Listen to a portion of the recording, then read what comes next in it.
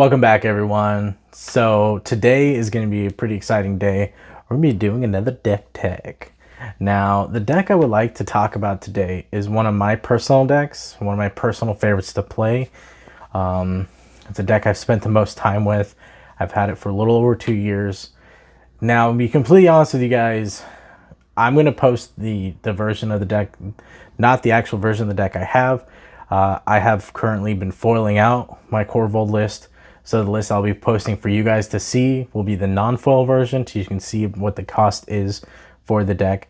It is not a budget deck because this has been a deck that I've been working on and tweaking and growing since pretty much he's come out. Truly fell in love with this commander. Let's go ahead and get started on it. Korvold is a legendary creature dragon that costs 2 and Jund, so that's green, black, red. And he is a dragon noble.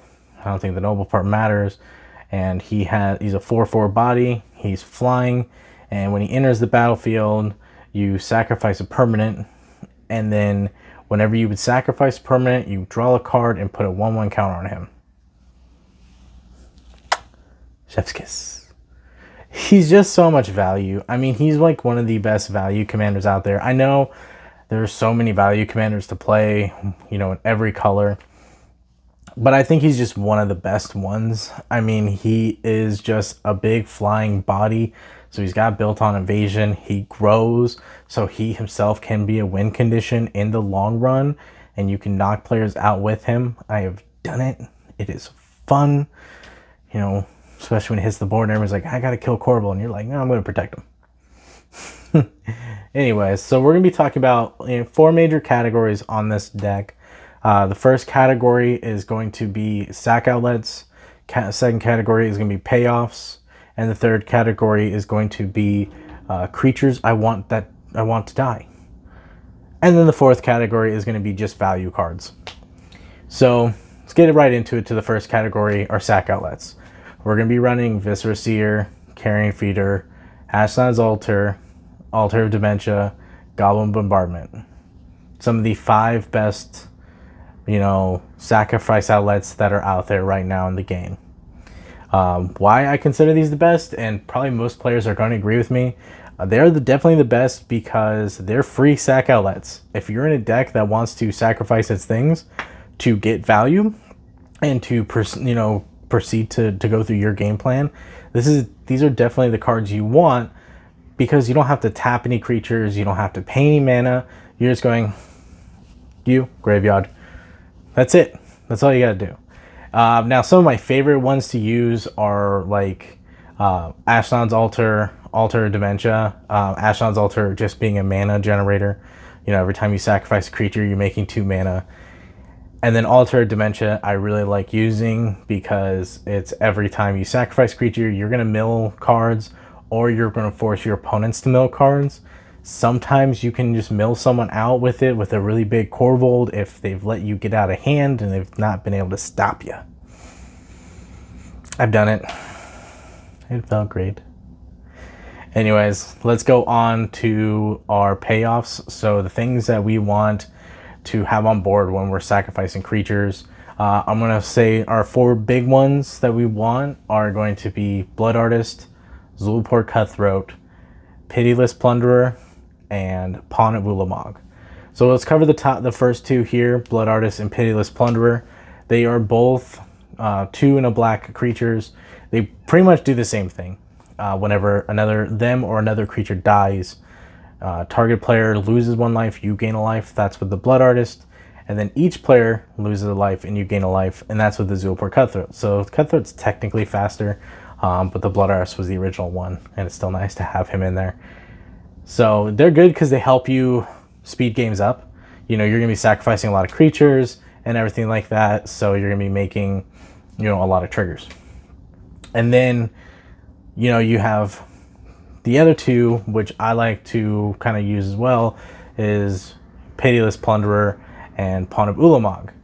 Now, I did recently cut one of the ones that were kind of like them. Was the 4-drop one from Battle for Zendikar that gave you the Scion tokens.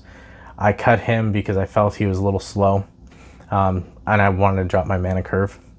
So Pitiless Plunderer and Pond of Ulamog do similar things. Whenever a non-token creature dies, you make a sort of some kind of token. Pitiless Plunderer, you make treasure tokens, which is great because they make colored mana. And then with Pond of Ulamog, you make Eldrazi spawns, which sacrifice and make a colorless mana, which is also really good because you sacrifice both those things to make mana. Korvold draws you more cards. Do you guys see where I'm going with this? It's not hard. Super fun though. Nose itched. Always itching. Anyways, guys, let's get on with it to category number 2 or number 3, which is creatures I want to sacrifice. So creatures that have really good ETB triggers or dies triggers, or are able to recur themselves back from the graveyard. That's gonna be the stuff I want to sacrifice. My 3 main ones that are my go-tos in this deck is Reassembling Skeleton, because you pay 1 in a black and you return to the battlefield tapped, as well as Wormcoil Engine, and then Avenger Zendikar. Now, Wormcoil Engine, you sacrifice him, you make 2 bodies, and you can use those bodies for blockers or more sack fodder, and then you can just recur them from the graveyard. And then, you know, Avenger Zendikar, the deck, you're gonna not miss land drops very often. Plus I run stuff that, you know, makes me have extra land drops because you're drawing so many cards, so you want to play more lands.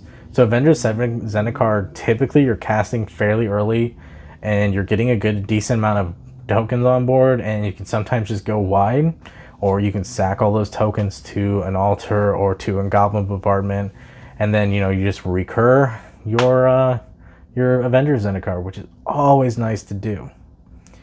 So those are kind of the 3 main creatures you want to sack. You're really kind of digging to find them and a couple other key ones that you'll see in the deck list. And then for like the value stuff, category 4, Value Town. I mean, you're in Jund, so you kind of get like some of the best removal in the format. You know, I'm running Deflecting SWAT, as well as Deadly Relic. I'm also running Abrupt Decay. I'm looking for Assassin's Trophy. Haven't gotten one yet. Don't kill me, please. So yeah, looking for an Assassin's Trophy. That slots in really well. And then, you know, I just run a bunch of Planeswalkers as just big value Planeswalkers. I have Vraska Golgari Queen. I have Vraska Relic Seeker, both of which destroy things. Relic Seeker destroys a thing, makes me a token. Pluses makes me a token.